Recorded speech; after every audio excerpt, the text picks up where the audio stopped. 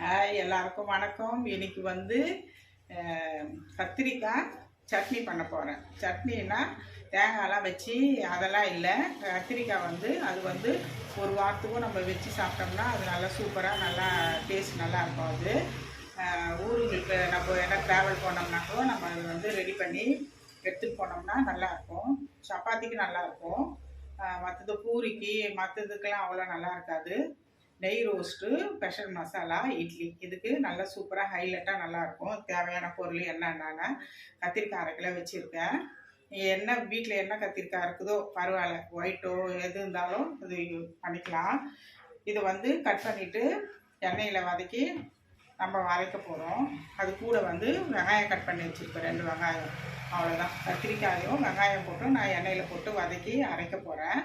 இப்போ வந்து ரோஸ்ட் பண்ணி பவுட்ரு பண்ணுறதுக்கு கடலைப்பருப்பு, தனியா, 2 காஷ்மீர் மிளகாய், அப்புறம் வந்து சாதா மிளகாய் 2, அவ்வளோதான்.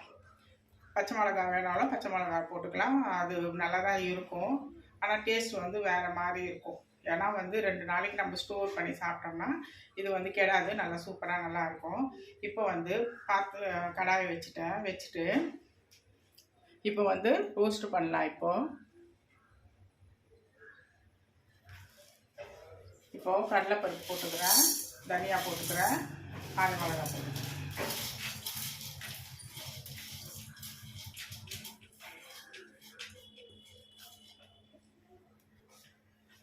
இப்போ வந்து அது நல்லா ரோஸ்ட் ஆகி நம்ம வதக்கி எடுத்துக்கலாம்.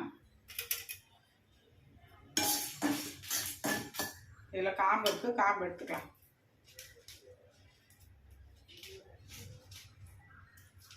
வெறும் காஷ்மீர் மிளகாயே போட்டால் கூட நல்லா தான் இருக்கும் டேஸ்ட்டு. ஆனால் வந்து காரம் அவ்வளோவா இருக்காது.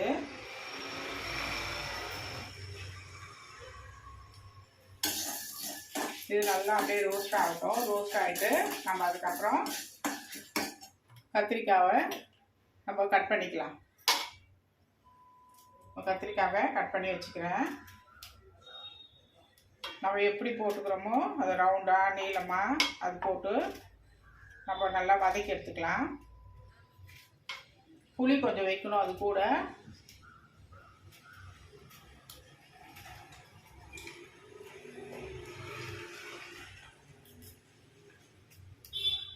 இப்போ எல்லாத்தையும் கட் பண்ணிவிட்டு அப்போ நம்ம வதக்கி எடுத்து அரைச்சிக்கலாம்.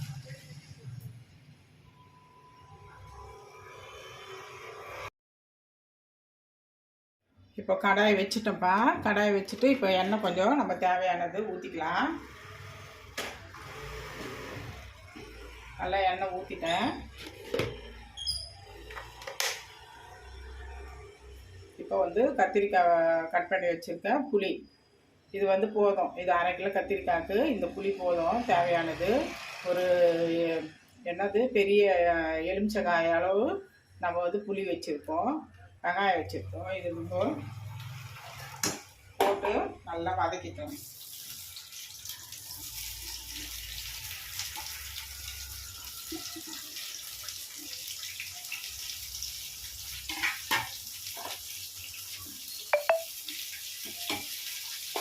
இது நல்லா வதங்கணும். இது நல்லா ஒரு 10 நிமிஷத்துக்கு நல்லா சுண்டி நல்லா வதங்கி நல்லா வரணும். அது அப்போ தான் வந்து டேஸ்ட்டு வந்து நல்லாயிருக்கும். அது நல்லா வதங்கிச்சோம்னா அந்த 2-3 நாளைக்கு கெடாது. நம்ம புளி அது கூட போட்டுட்டோம். நம்ம இப்போ வந்து உப்பும் நம்ம போட்டுக்கலாம், போட்டு இது பண்ணிக்கலாம். இப்போ வந்து கருவேப்பிலை வந்து ஒரு கொட்டி வச்சுருக்கோம். கருவேப்பிலை அதையே நம்ம அதில் போட்டுக்கலாம்.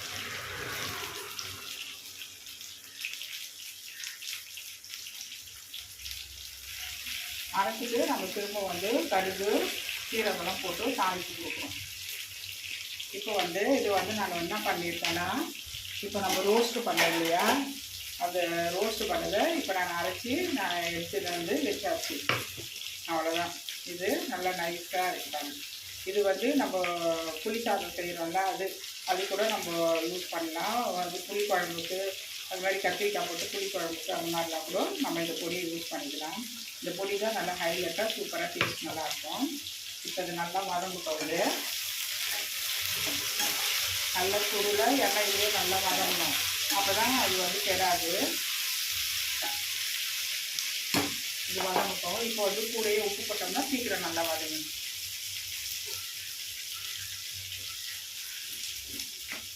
இப்போ தேவையானது உப்பு போட்டுக்கிறேன். தேவையானது கல் உப்பு எடுத்து கல் உப்பு போட்டு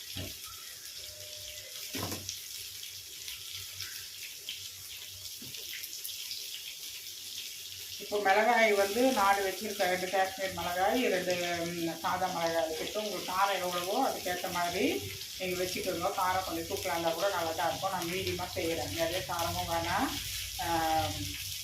ரொம்பவும் காரம் இல்லாதே வேணாம். அது மீடியமாக நம்ம செஞ்சோம்னா சூப்பராக இருக்கும்.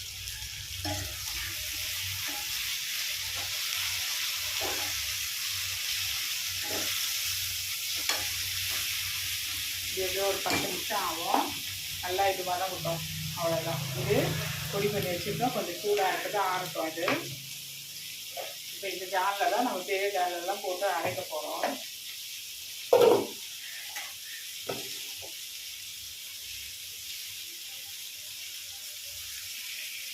இப்போ நல்லா சுருளில் நல்லா வதங்கி நல்லா வந்துடுச்சு. இப்போ கத்திரிக்காய் நல்லா சுருளில் நல்லா எண்ணெய் பதத்துக்கு நல்லா வதங்கி வந்துடுச்சு. இப்போ நம்ம வந்து ஒரு ஜாரில் போட்டு நம்ம அதுக்கப்புறம் அரைச்சிக்கலாம். இப்போ நல்லா சூப்பராக ஆயிடுச்சு. அவ்வளோதான். இந்த ஜாரில் நம்ம இப்போ போட்டுக்கலாம்.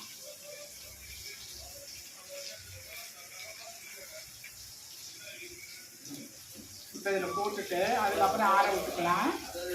நல்லா எண்ணெயோடு எப்படி இருக்கு பாருங்க. இந்த மாதிரி தான் நல்லா சூடாக வதக்கணும். இப்போ தாளிப்பு கொடுக்கறதுக்கு வெறும் கடுகும் சீரகம் மட்டும் தான் போடணும், வேறு எதுவுமே போடக்கூடாது. நல்ல எண்ணெய் இருக்குதுன்னா நல்லெண்ணெய் ஊற்றிக்கிங்க. அப்படி வீட்டில் என்ன எண்ணெய் இருக்கோ நீங்கள் அதை ஊற்றிக்கலாம். ரீஃபைண்ட் ஆயில்னா ரீஃபைண்ட் ஆயில் எண்ணெய் ஊற்றிக்கலாம். இப்போ இது நல்லா ஆறட்டும். இப்போ வந்து எண்ணெய் ஊற்றி கடுகு போட்டுக்கலாம். இப்போ வந்து நல்லெண்ணெய் தான் யூஸ் பண்ணுறேன். நல்லா கூடுதலாக கொஞ்சம் நல்லெண்ணெய் ஊற்றினா நல்லாயிருக்கும். இது ஆறட்டும்.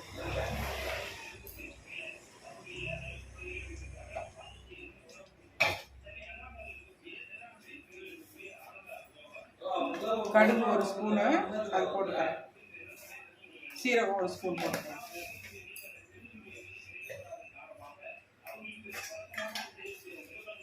சீரகம் ஒரு ஸ்பூனு, அது கையிலே எவ்வளோ அளவோ அதுக்கேற்ற மாதிரி நான் போடுவேன்.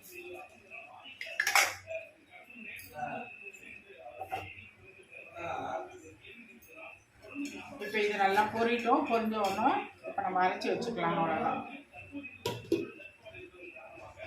இது பொரிட்டோம், நான் அரைச்சி எடுத்துக்கிறேன்.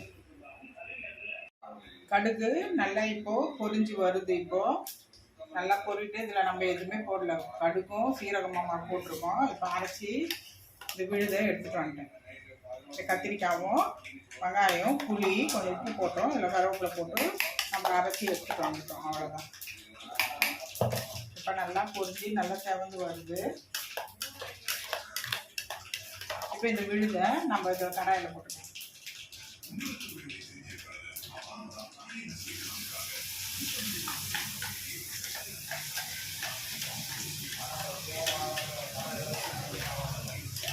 லேசாக கொஞ்சம் தண்ணி மட்டும் ஊற்றி நம்ம கொஞ்சம் கழுவி விட்டுக்கலாம். அவ்வளோதான், போதும். நல்லா கலந்து நல்லா வந்து நம்ம கொஞ்சம் தண்ணி மட்டும் ஊற்றி நம்ம கழுவி விட்டுக்கலாம்.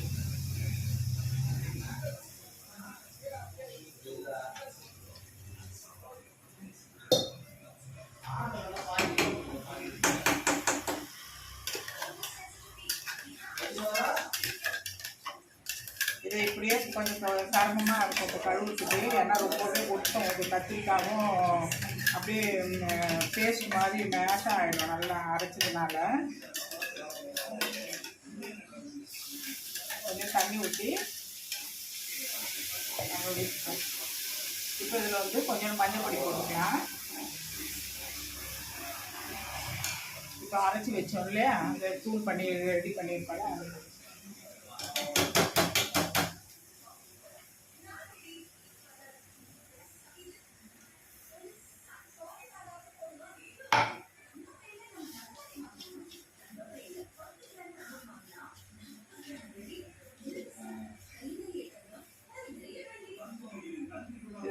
போட்டாச்சு. போட்டுட்டு நல்லா கலந்துட்டு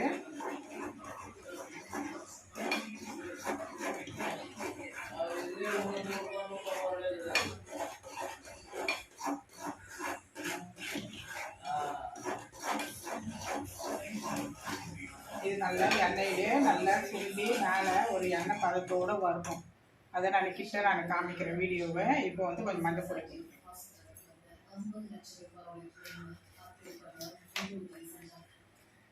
இப்போ 1 ஸ்பூனு மஞ்சள் பொடி,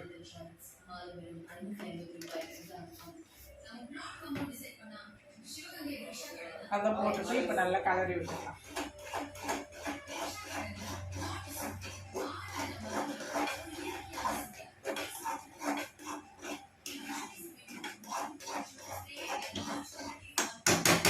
இப்போ உங்களுக்கு தெரியல இல்லையா, நான் இப்போ வந்து கிட்ட காமிக்கிறாங்க. இப்போ இந்த கத்திரிக்காய் சட்னி நல்லா எண்ணெய் கவ்வி நல்லா சூப்பராக நல்லா வந்துச்சு பாருங்கள். உங்களுக்காகவே நான் வந்து வீடியோ வந்து கிட்ட எடுத்து உங்களுக்கு காமிக்கிறேன். நல்லா எண்ணெய் பதத்துக்கு நல்லா கரெக்டாக வந்துச்சு. அவ்வளோதான், இவ்வளோ தான், வேறு எதுவுமே வேணாம். நம்ம வந்து இது அழகாக ஒரு வாரத்துக்கு 10 நாளைக்குலாம் ஸ்டோர் பண்ணிக்கலாம்.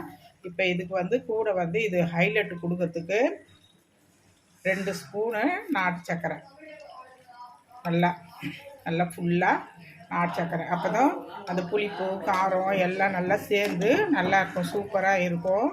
இது நல்லாயிருக்கும். இந்த கும்பகோணத்தில் தஞ்சாவூரில் இதெல்லாம் வந்து ரொம்பவே ஃபேமஸாக செய்வாங்க. அது அங்கே தான் செய்வாங்கன்னு இல்லை, நம்மளே நல்லா செய்யலாம். இது சூப்பராக இது பாருங்கள், நல்லா எண்ணெய் கவ்வி நல்லா வந்துடுச்சு. இது அவ்வளோதான். இப்போ வந்து இதை ஆற விட்டுட்டு ஒரு பாக்ஸில் போட்டு ஃப்ரிட்ஜிலையோ வெறும்னே வச்சுருந்தா கூட ஒரு வாரத்துக்கு கிடாது. வெளியூருக்கெல்லாம் போனோம்னா நல்லா ஸ்டோர் பண்ணி நல்லா சூப்பராக எடுத்துகிட்டு போய்க்கலாம். இதை நல்லாயிருக்கும், சூப்பராக இருக்கும்.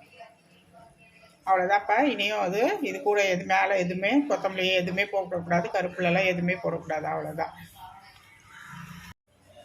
இப்போது கத்திரிக்காய் சட்னி உங்களுக்கு செஞ்சு காமிச்சிட்டேன். அது எப்படின்னு நீங்கள் பார்த்துட்டு வீட்டில் செஞ்சு பார்த்துட்டு மறக்காமல் வந்து எனக்கு சப்ஸ்கிரைப் பண்ணுங்கள். இந்த வீடியோ பார்த்துட்டு விட்டுறாதீங்க. தேங்க்யூ, பாய். திரும்பவும் நான் சொல்கிறேன், அது என்னென்ன போட்டேன்னா கத்திரிக்காய் வெங்காயம் போட்டு நல்லா வதக்கி எடுத்துட்டு புளி கொஞ்சம் போட்டு உப்பு போட்டு வதக்கி எடுத்துகிட்டு அரைச்சி எடுத்தாச்சு. அதுக்கப்புறம் வந்து மிளகு கடலைப்பருப்பு, காஞ்ச மிளகாய் 2, அப்புறமா காஷ்மீர் மிளகாய் அதை ரோஸ்ட் பண்ணி தனியா போட்டு வறுத்து எடுத்துக்கிட்டோம். அதுக்கப்புறம் கொஞ்சம் கடுகும் சீரகம் போட்டு தாளிப்பு கொடுத்து அதுக்கப்புறம் போட்டாச்சு. லாஸ்ட்டாக வந்து கொஞ்சம் வீட்டில் வெள்ளை இருந்தால் வெள்ளை போடுங்க. வெள்ளை கண்டிப்பாக போட்டாகணும், அப்போ தான் டேஸ்ட்டு நல்லாயிருக்கும். நீங்கள் எங்கன்னா இப்போது வெளியூருக்கு 2 நாள் 3 நாள் அப்படி போனோம்னா இந்த மாதிரி எடுத்துக்கிட்டு ஒரு சப்பாத்தியோ அந்த மாதிரி சுட்டு ஒரு பூரியோ சுட்டு எடுத்துகிட்டு போனோம்னா கூட ஜம்முன்னு இருக்கும். தயிர் சாதத்துக்கு, சாம்பார் சாதத்துக்கு எல்லாத்துக்குமே அது சாப்பிட்டுக்கலாம். அது ஏன்னா வந்து இந்த ஒரு வாரம் கிடாது. அதனால் நம்ம எங்கன்னா போனோம்னா இந்த மாதிரி கொஞ்சம் எடுத்து நம்ம சாப்பிட்டுக்கலாம் அர்ஜென்ட்டுக்கு. ஆனால் வந்து சப்பாத்திக்கெலாம் அவ்வளோ ஒன்றும் ஹைலைட்டு கிடையாது. தோசை இட்லிக்கெல்லாம் செம்மையாக சூப்பராக இருக்கும். வீட்டில் மறக்காமல் நீங்கள் செஞ்சு பாருங்கள். கத்திரிக்காய் சட்னி இது.